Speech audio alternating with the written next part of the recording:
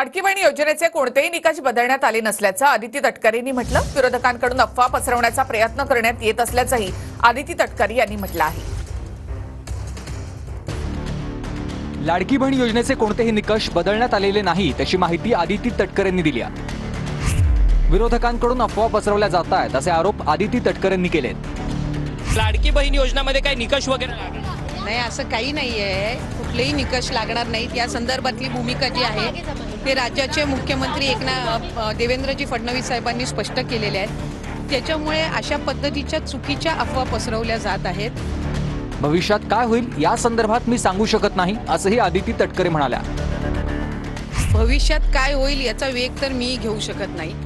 आपण कागदपत्रांवर आणि GR आणि शासन निर्णयांवर विश्वास ठेवला पाहिजे। अशा पद्धतीचा कुठेही लेखी आदेश, शासन निर्णय, कुठं सर्क्युलर आलेला आहे का? नाही। मुख्यमंत्र्यांनी 2 दिवसांपूर्वी सांगितलं निकष बदलण्यात येणार आहेत असं संजय राऊत म्हणाले।